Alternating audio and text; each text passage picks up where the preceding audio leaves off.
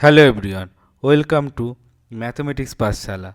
This is Naresh. Today I'll discuss this problem from complex analysis which came in CSIR UGC net December 2023. Let's see the question.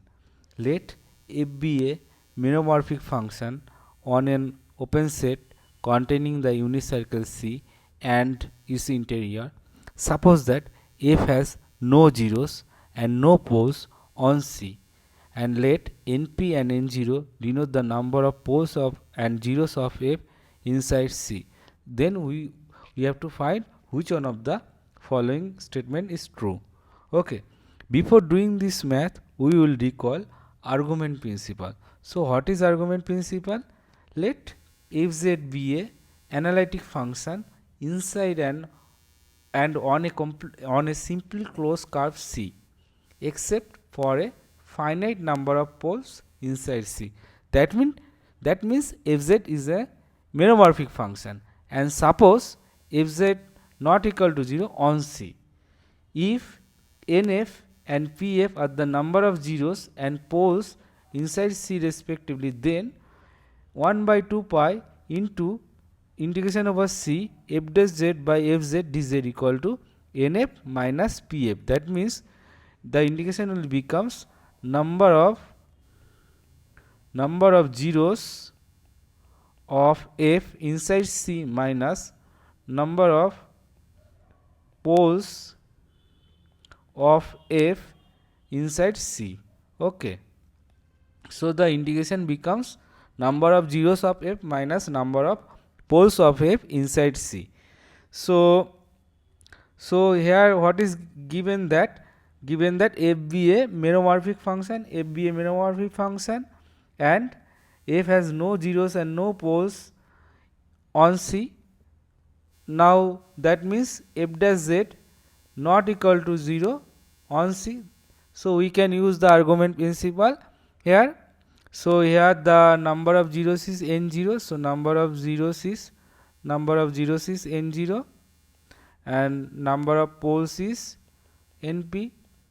Now let a is equal to zf. So the given integral will become 1 by 2 pi I over C h dash by h dz. So it will be what? It will be number of zeros of h inside C minus number of poles of h inside C. So basically we have to find number of zeros of h and number of poles of h inside C. Okay. There will be two cases. Case 1, say fz has no pole at z equal to 0. If fz has no pole at z equal to 0 and h equal to zf, so the number of zeros of h will be increases by 1 because h equal to zf. So number of zeros of h should be n0 plus 1 because h equal to z into f, and fz has no pole at z equal to 0. Since h equal to zf and fz has no pole at z equal to 0, therefore number of poles of h should be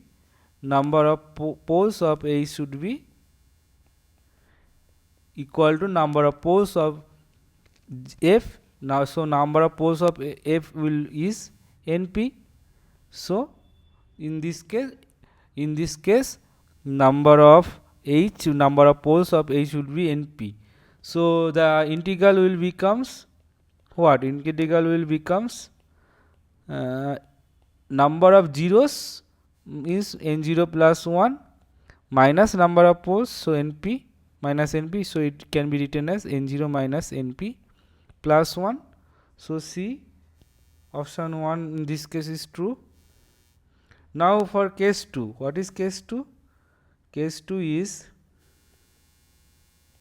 let fz has a pole at z equal to 0 of order k,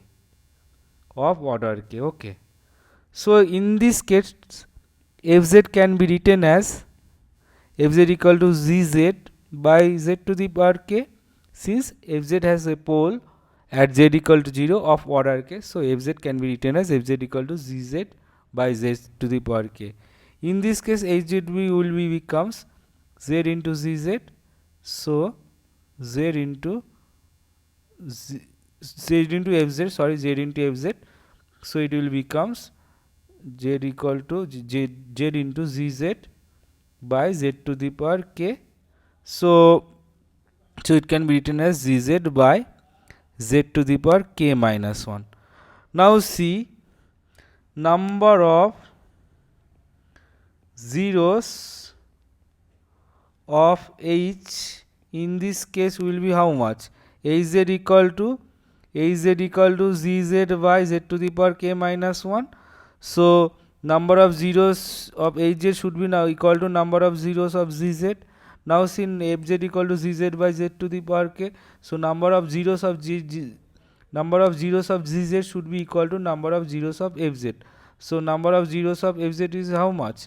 Number of zeros of fz is n0. So number of zeros of h equal to n0. Okay. Now we have to find the number of poles of h. Number of poles of h inside C. Now see, hz equal to zz by z to the power k minus 1. Now number of poles of fz is how much? Number of poles of fz is np. Now fz equal to zz by z to the power k. Now fz equal to zz by z to the power k, and hz becomes zz by z to the power k minus 1. So this order decreases by 1. So number of poles of h will be decreases by 1 than f. So number of poles of h should be np minus 1 in this case. So the indication will becomes in this case indication will becomes number of zeros of h is how much? n0, and number of poles is how much? np minus 1. So minus np minus 1. So it will becomes n0 minus np plus 1. So in this case also it becomes n0 minus np plus 1. So option 1 is true, other option should be false. Thank you for watching this video. Thank you very much.